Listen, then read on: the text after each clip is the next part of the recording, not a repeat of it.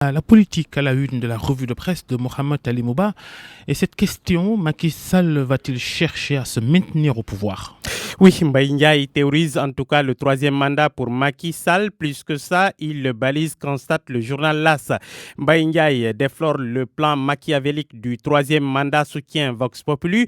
Par rapport à la nouvelle constitution, le président est à son premier mandat, a-t-il déclaré à l'émission Faram Fakki de la TFM. Après Mohamed Dionne, Mbaye Ndiaye veut le troisième mandat pour son mentor, soutient le journal Les Échos.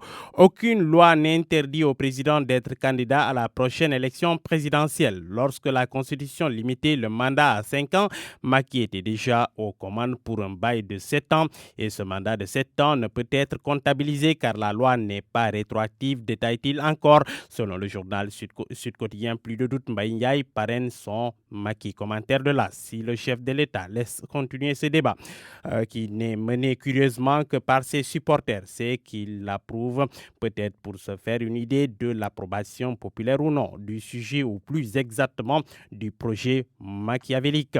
En tout cas, cela avait commencé exactement comme ça lorsqu'il s'est agi de réduire son mandat de 7 à 5 ans.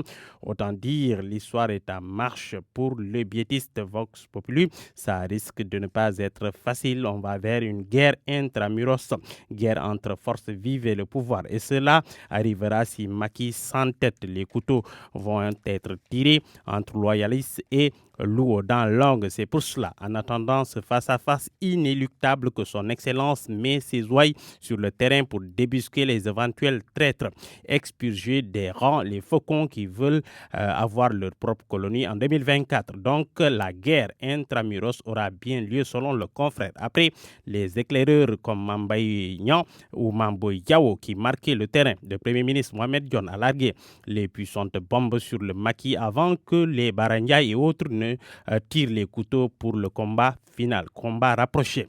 Et ne vous étonnez pas si vous entendez par ces temps qui courent que tel a fait ceci, tel a fait cela. Des dossiers vite montés contre des têtes de Turcs, les empêcheurs de dormir tranquille. Le biétiste de Vox Populi rappelle l'épisode Ngorsi et Laye Wade à l'époque pour le tuer politiquement. Le pape d'Issoufou avait traqué Idrissa Seck jusque dans les enfers des geôles. Mamadou Ndoye plutôt, à bâton rompu avec nos confrères de la Tribune, l'ex-secrétaire général de la Ligue démocratique et ancien membre de la majorité présidentielle, estime que Macky Sall a transformé les leaders de Benno Bokk Yakaar en sourds des sujets entendus. 500 000 Sénégalais, dit-il, accaparent les richesses du pays. Macky protège les bandits à col blanc en discréditant les organes de contrôle. Fin de citation. Air Sénégal International, la saison des couacs, retard ou annulation de vol sur Booking, absence d'informations pour les clients. La compagnie aérienne Air Sénégal International, Air Sénégal SA, accueille les impairs. Une situation qui, selon l'observateur, risque de décourager les adeptes du consommé local et surtout remettre en cause la fiabilité de la compagnie nationale, regrette encore mon confrère. Explication de l'expert en transport aérien, commandant Malik Tal. La compagnie telle qu'elle est bâtie n'a pas la capacité de supporter le rythme d'ouverture des lignes. Sur le plan financier également, il y a de quoi s'inquiéter car officiellement, le capital de la compagnie était de 40 milliards. Et quand je quittais, dit-il, la compagnie en octobre 2017, avant l'arrivée de Philippe Beaune, les 40 milliards étaient pratiquement épuisé au premier trimestre de 2018. Et il a fallu à Bonn faire un emprunt de 15 milliards de francs CFA dans une banque de la place. Où trouve-t-il l'argent pour acheter des avions à gauche et à droite pour ouvrir de nouvelles lignes, se demande-t-il encore. Se demande encore l'expert en transport aérien. Dans sa réponse, il affirme: je ne sais pas, mais l'ouverture d'une nouvelle ligne coûte en tout cas au moins 100 millions de francs CFA. Libération parle de descente aux enfers de la compagnie. En tout cas, pour l'enseignant-chercheur en communication et marketing au CESTI, Mamadou Ndiaye, la compagnie a intérêt à trouver un bon dispositif de communication pour rassurer ses clients.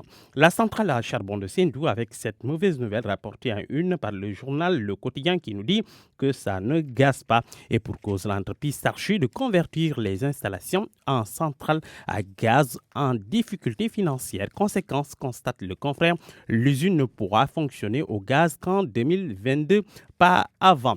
Le coronavirus, avec les Sénégalais qui sont en Italie, épicentre de la maladie, l'angoisse totale des compatriotes sur place, constate le journal Enquête qui a enquêté pour vous. La peur étreint les cœurs en Italie où la forte diaspora mouride a mis une croix sur le Kajou Rajab, constate le journal. L'Italie, plateforme de diffusion du virus en Europe. En une de Vox Populi, affaire Guy-Marie Sagna, le chef de l'église catholique tape sur la table. Monseigneur Sarr, préoccupé par le drame qui frappe Guy, il dit le pouvoir politique n'est pas au-dessus de Dieu. Affaire Auchan Guédiawaye, Aliou Sall porte plainte contre Ahmed Aïdara.